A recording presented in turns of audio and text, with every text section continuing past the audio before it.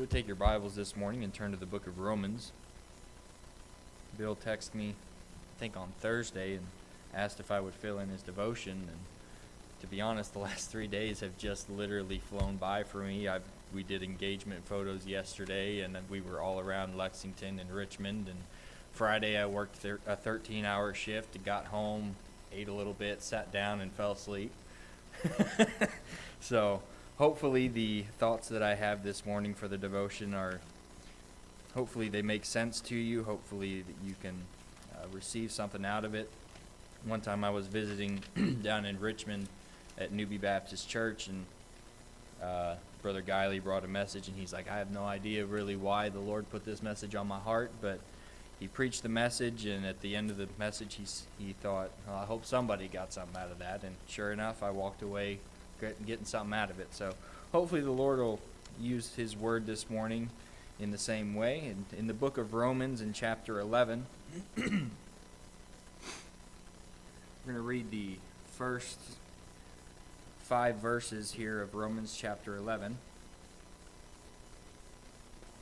It says, I say then, hath God cast away his people? God forbid. For I also am an Israelite, of the seed of Abraham, of the tribe of Benjamin. God hath not cast away his people, which he foreknew. Wot ye not what the Scripture saith of Elijah, how he maketh intercession to God against Israel, saying, Lord, they have killed thy prophets, and digged down thine altars, and I am left alone, and they seek my life. But what saith the answer of God unto him? I have reserved to myself 7,000 men who have not bowed the knee to the image of Baal. Even so then, at this present time also, there is a remnant according to the election of grace. There's a phrase that I've heard, I don't hear it a lot, but I heard it a long time ago. Quis custodiet, ipsos custodes. And before you think I'm speaking in tongues, that's a Latin phrase.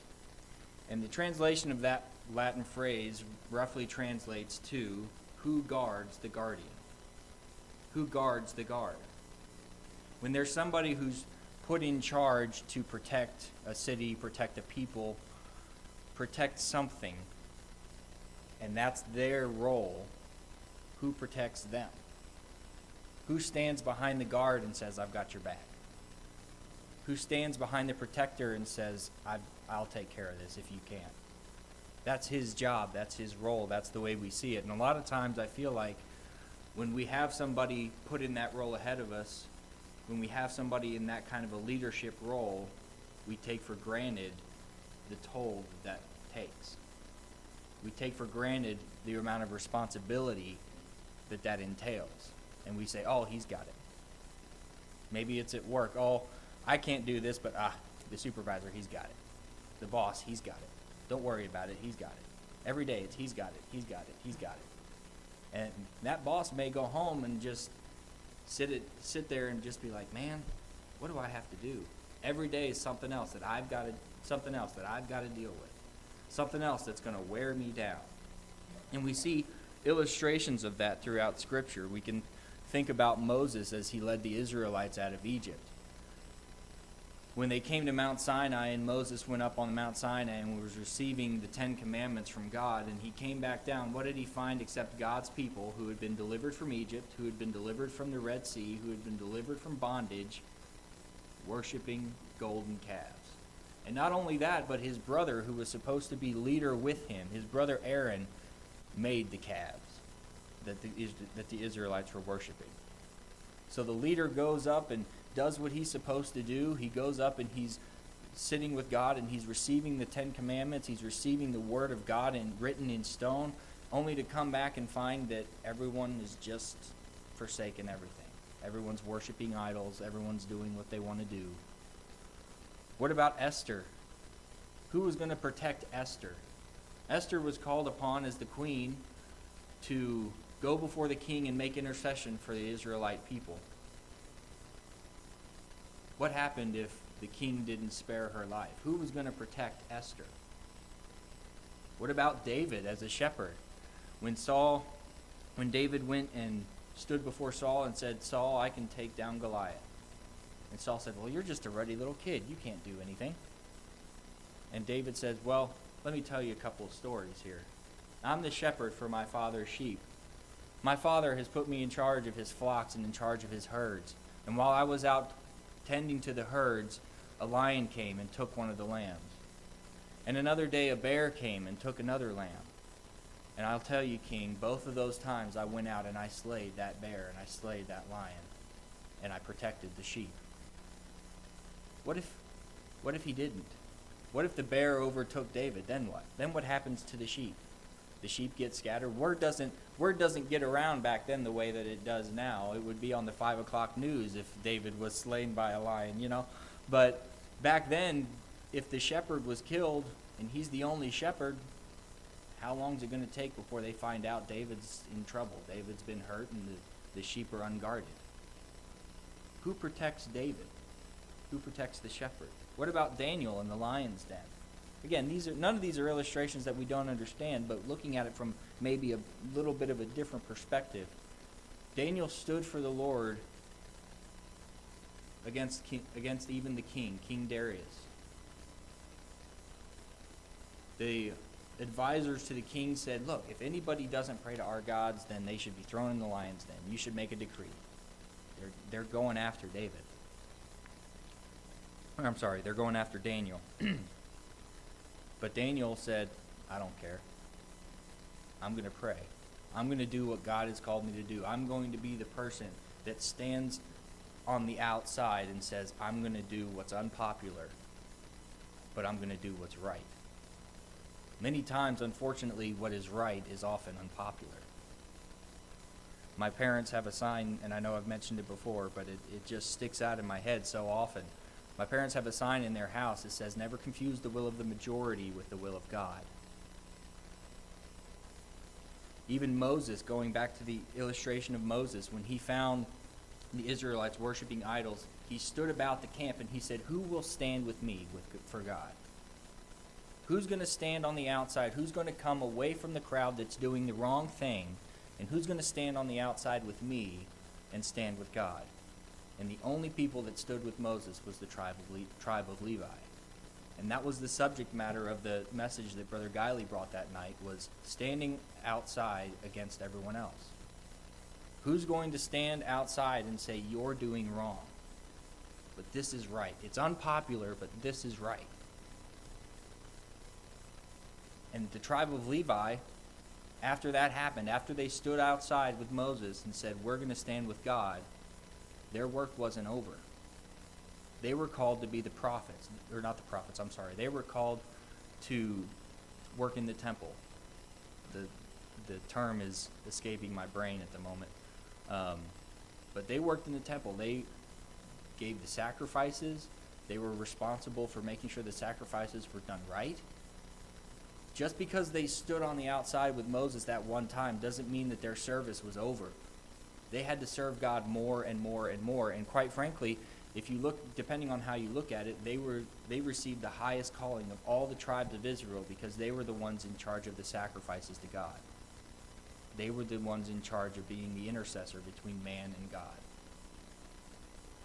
They stood on the outside and said, we'll stand with you, Moses. But there was more work to be done. Who guards the guardians? Who protects those who take on roles of leadership? Whether that be being a pastor, whether that be being a deacon, being a trustee, the roles that we're called to in our Christian life. So many times we can find ourselves almost as Elijah did, saying, I'm all alone. Nobody cares what I do. What I do doesn't matter. I'm all alone. Woe is me.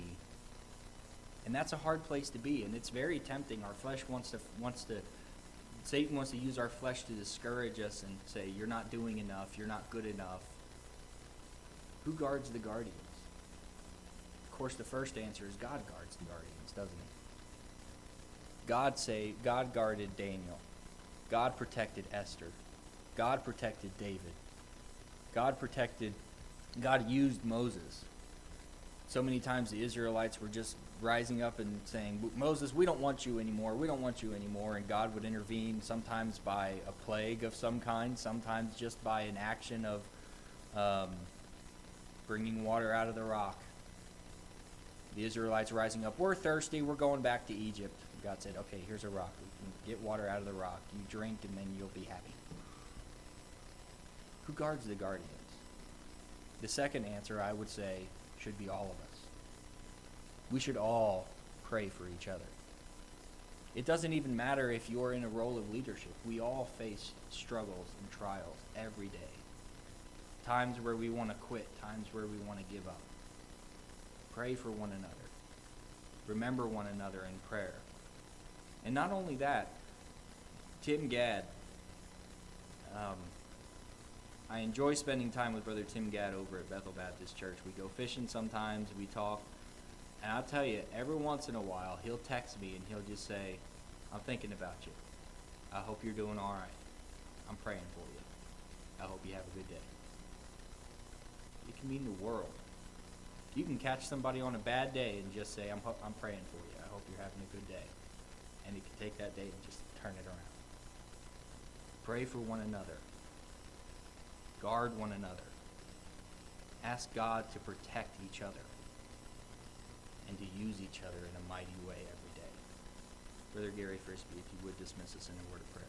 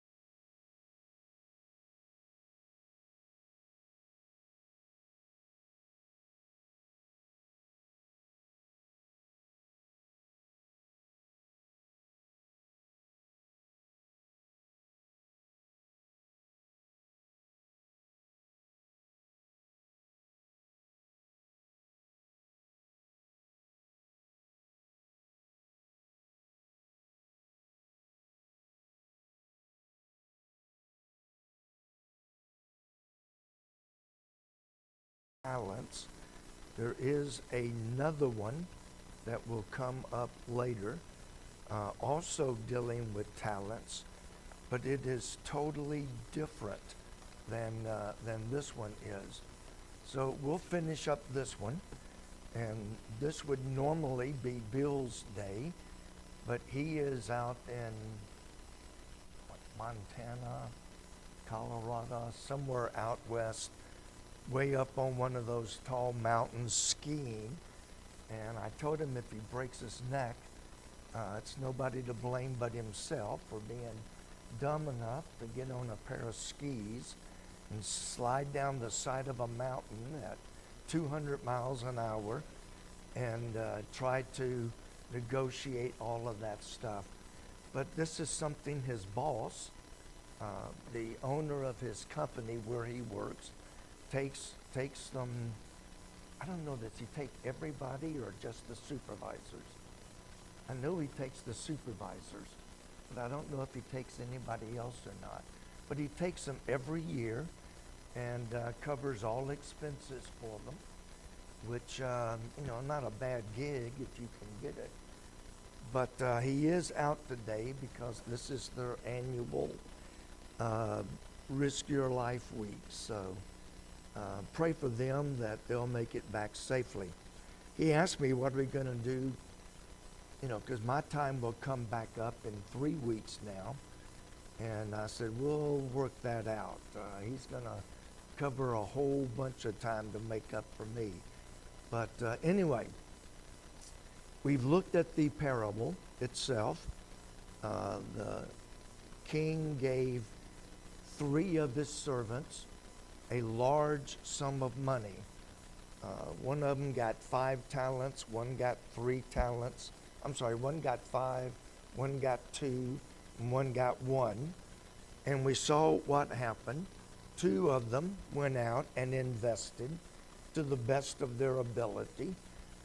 They invested, and when the king came back, they said, you gave me 5, which was a huge amount of money. I took your 5, I invested it, and I made 5 more. The one with 2 said, I took your 2, I invested it, and I made 2 more. The one that only had 1 said, I didn't want to risk losing it, so I buried it, and here's your 1 back. And the 2 that invested and worked at it, they both were told, well done, thou good and successful servant. Doesn't say successful. No, has nothing to do with success. Has to do with faithfulness. Thou faithful servant. I gave you 5. You were faithful with 5. I gave you 2. You were faithful with 2. And they both were rewarded for being faithful, not successful. It was not based on how much they made. One of them made 5 talents. One only made 2 talents.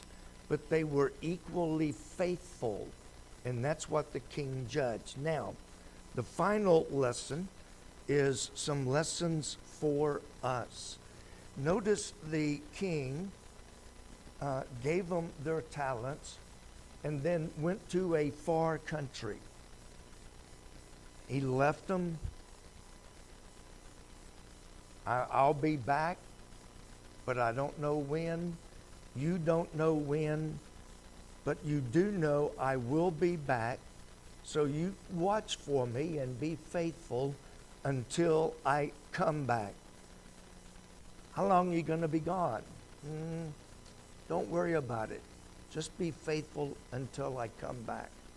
So in our lesson, Jesus Christ, our shepherd, our king, our boss, if you will, has given us certain things, and then he's gone back into heaven with the promise, I will return.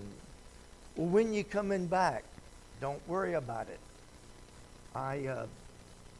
years ago worked for a temp agency. And being temp, that means that you may be here today. I may be at Mills today. I may be at, UDF tomorrow. I may be working in a cow pasture the next day. I never knew from one day to the next where I was going to be. But this one assignment, they said, you'll be there at least several weeks. And if the boss likes you, he may offer you a permanent full-time job. Well, he didn't know me from Adam. I'm out of a temp agency. So he sent me outside to clean up the lot that they had. And they had stacks and stacks and stacks of, what do you call those things? Pallets, yes.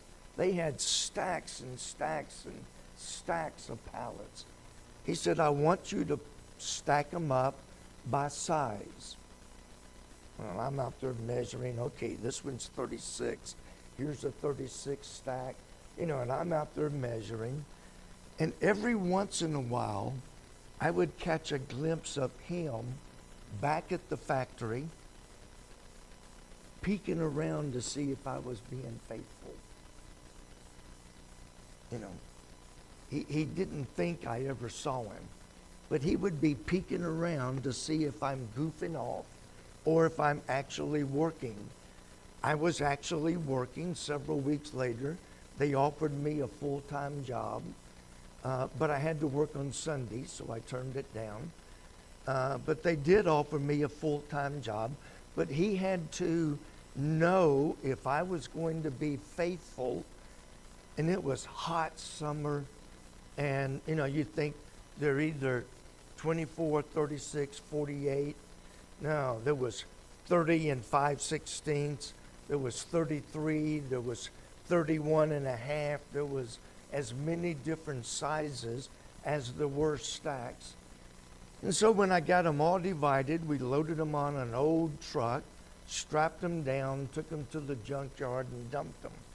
I don't know why they had to be sorted to dump, but he found out that I would be faithful when I thought nobody was watching. And so later on, they did offer me a permanent job. So Jesus has said, okay, be faithful till I come back. And even though we don't think of him peeking around the corner watching us, he is watching. He knows everything that we're doing. He knows if we're being faithful or not. And even though we don't have a literal kingdom, we do have the spiritual kingdom that we enjoy today. We know that he will come back. Now, I am, well, you know how old I am. I have heard since I was a little bitty boy, I'm talking a little bitty boy. I have heard my whole entire life that Jesus Christ is coming back, and it could be soon.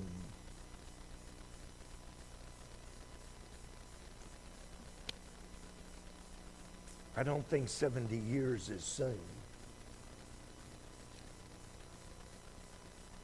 But I've heard he's coming. He's coming. My dad died expecting for Jesus to come during his life. My dad really believed that Jesus would come during his lifetime. Obviously, he didn't. But my dad died looking for him and expecting him to come, because he said, I will come again. And so the judge, the king has gone. We don't know when he's coming, but we know he's coming. And our commission is to be faithful until he comes.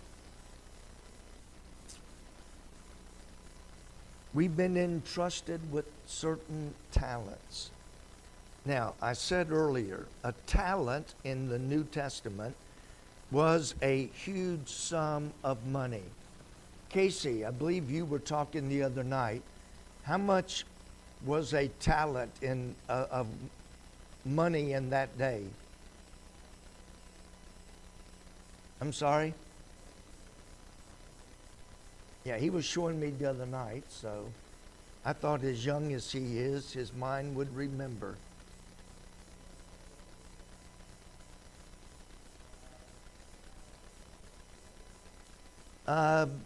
Either one, it should equal so many ounces. You know, like, how much? For 1 talent? So 5 would be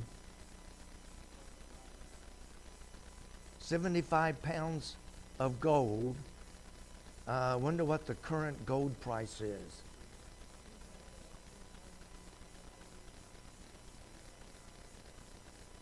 And it was how much? How many pounds?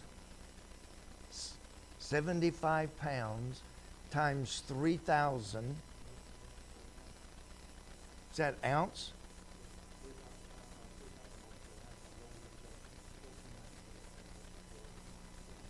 So, troy ounce.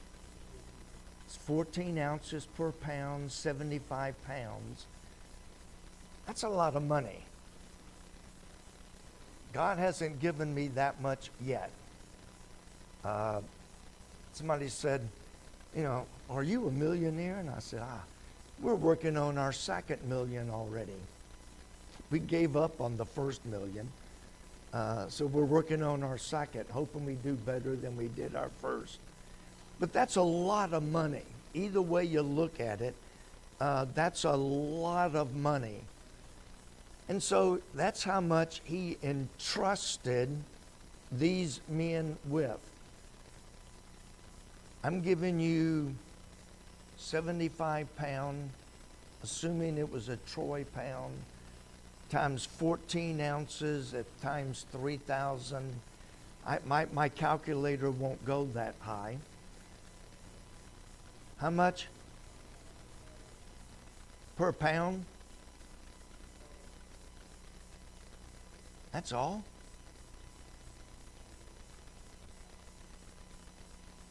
Anyway, I'll have to figure that out when I've got a computer that goes that high. My point is, he entrusted them with a lot of money. Now, I am not going to ask, do not raise your hand.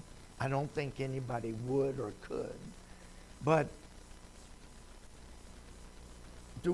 if we had a millionaire in the church, we would all go, oh, wow.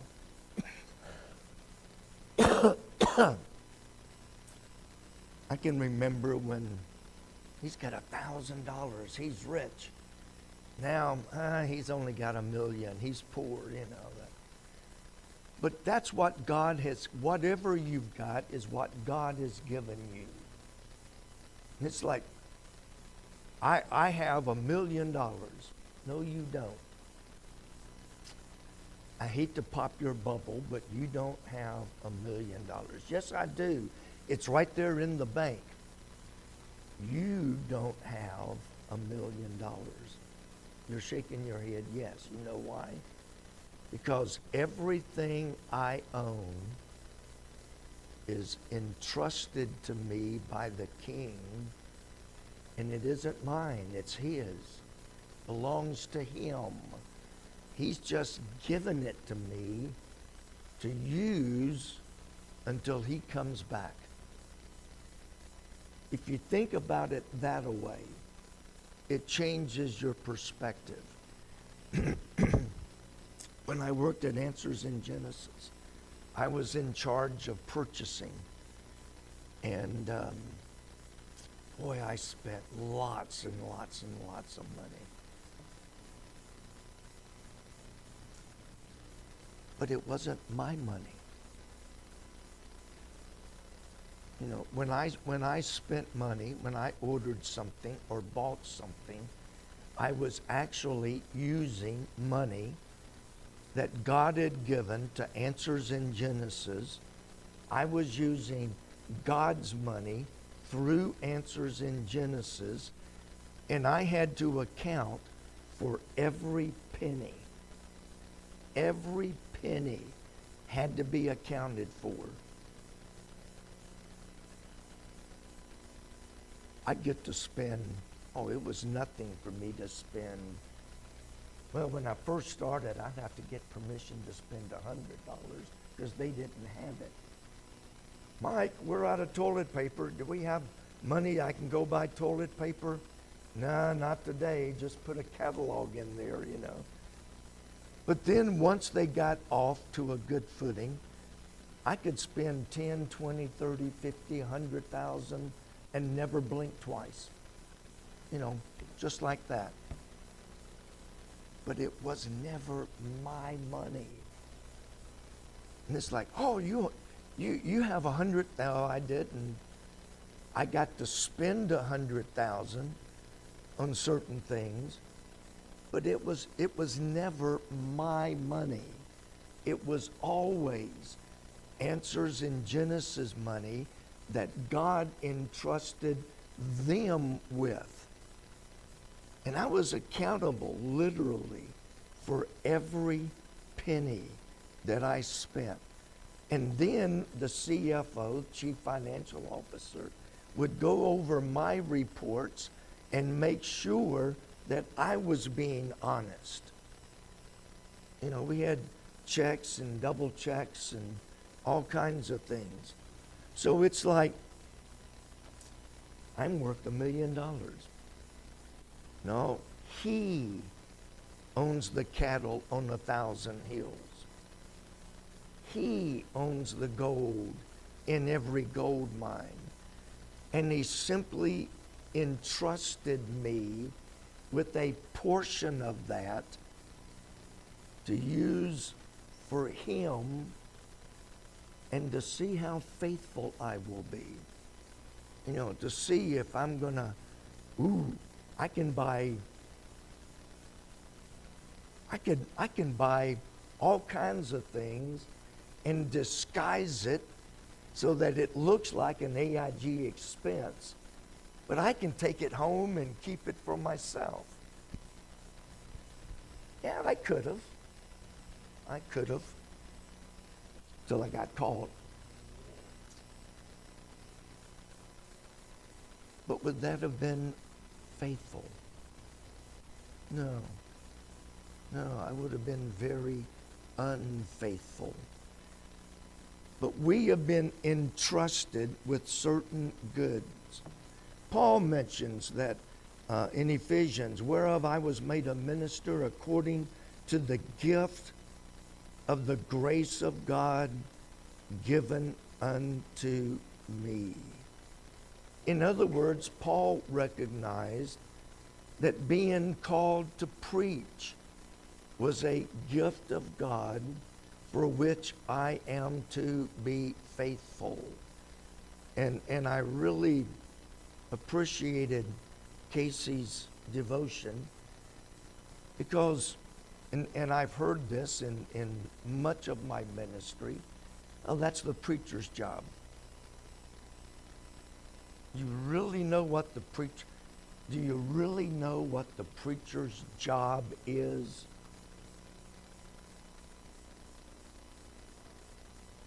Preach the gospel.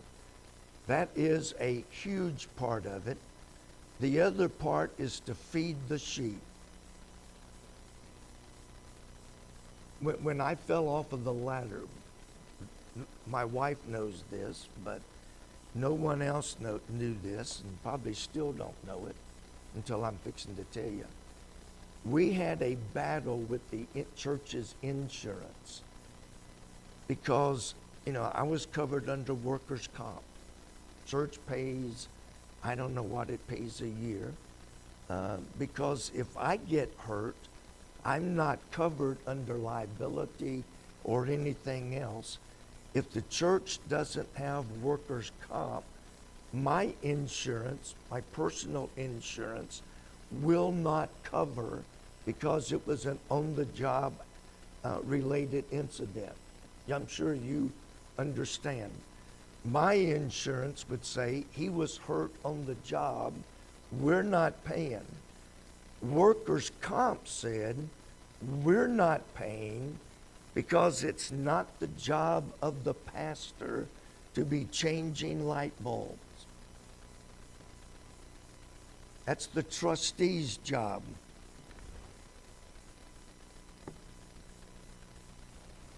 Fortunately, we had a local agent who was a member of a small church where the pastor, it's like most of our churches, and finally she argued and they agreed, okay, we'll pay the bills, which was over $350,000.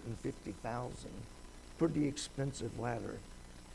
But the insurance company said it's not the job of a pastor to be changing light bulbs.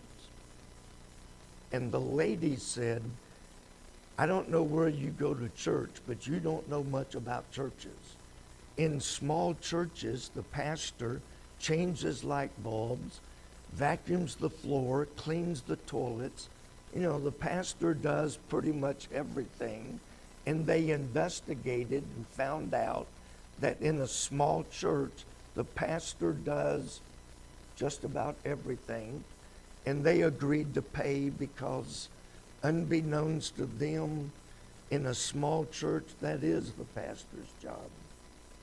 Now, if there's any good thing that's come out of my ladder and spinal bleeding, I can't do that anymore. And fortunately, we've got people that all they needed was to know what needs to be done. They have stepped up.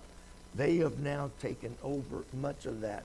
Back to my point, Paul said that I was made a minister according to the gift of the grace of God.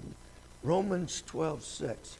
Having then gifts differing according to the grace that is given to us.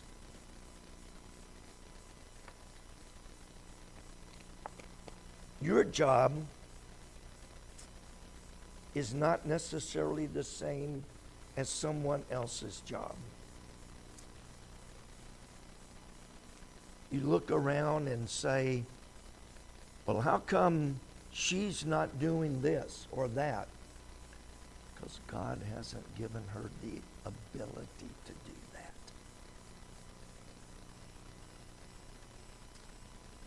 You've heard about the man, maybe some of you men, couldn't boil water without burning it.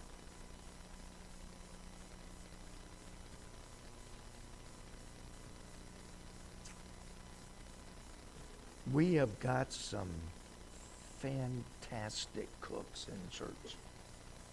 We have got some great cooks in church, men and women. We've got some men that are outstanding cooks. And I told my wife this, and she didn't believe me. Well, she finally did. Growing up, I cooked all the time. I'd bake cakes, cookies. I'd bake all kinds of things growing up. She said, what happened? I said, I got married. I don't need to anymore. But Paul said that we each have gifts.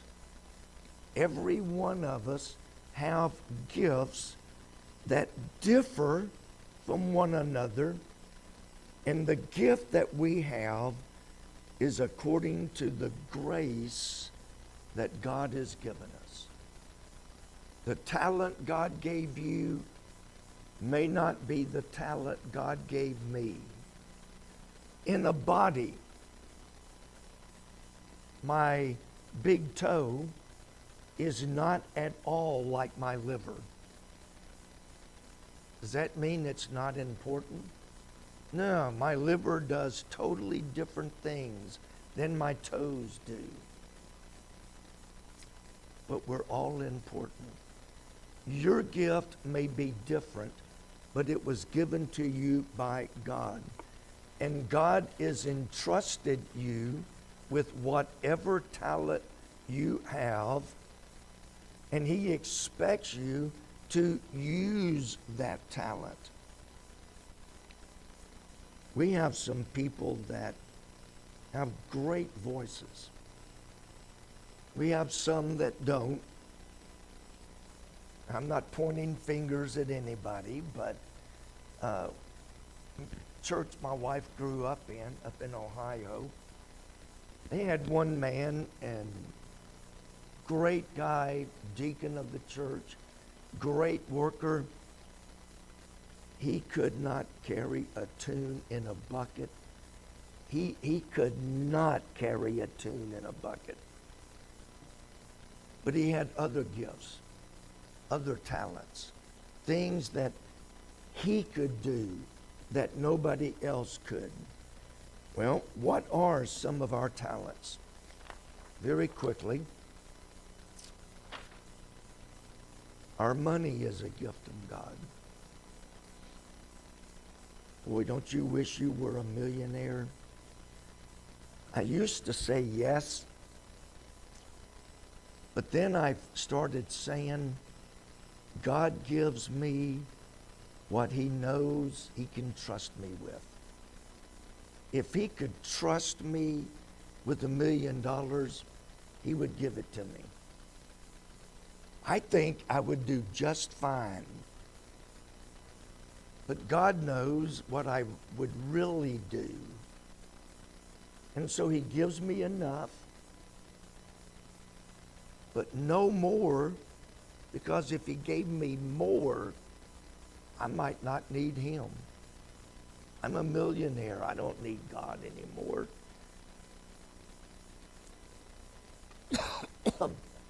How we use our money will someday stand before God and give an account. Our minds. The young man that was up here a few minutes ago, and I say this not to make him feel good, but he has got a mind that many of us can only dream about. He's very sharp. Don't let him tell you otherwise. But to whom much is given, much is required. Somebody said, I've got an IQ of 190. I think Einstein's IQ was 165 or something. My IQ is 190. That means God's going to hold you much more accountable than the person who only has 130 or 150. Your literal talents. What is it that you have that you can use for God? Most of you know Brother Green. He is in Ohio and Kentucky. He is a licensed electrician, a licensed plumber, a licensed HVAC, and there's a fourth one he's got. Anyway, he works for a large company in Cincinnati. Did you know he also owns his own company? He owns his own company. He started his own company so that he can get everything wholesale, and he buys things for churches wholesale. Then he will use his electric, plumbing, HVAC, whatever. He does all kinds of work for churches, and he doesn't charge churches. And I've constantly been on him, Phil, you spend hours, you spend time, you spend, a lot of time working for churches and you won't charge a penny? And his answer is, God gave me this talent. God gave me a company that pays me a good salary to use my talent for them. But God gave me this talent, and I want to use the talent God gave me to help pastors, churches, and anyone else that really desperately needs help. Started his own company, pays all of the fees, pays everything, because God gave him a talent, and he wants to use that talent for God. I'd call that dedication. Notice it's to each person's ability. If God gives you 5, you're responsible for 5. If God gives you 2, you're only responsible for 2. The man with 2 is not responsible for 5. He's only responsible for what God has given him. And he will only be judged for what God gave him. Oh, I'd love to be able to play the piano like Sister Schultz. I'd love to be able to play the piano. I begged my parents for piano lessons when I was in elementary school. 2 things: they didn't have the money, but we didn't have a piano to practice on. And if you don't practice, you don't learn.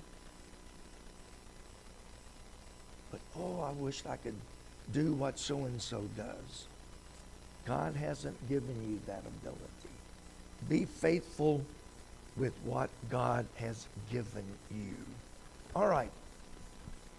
Kept you a little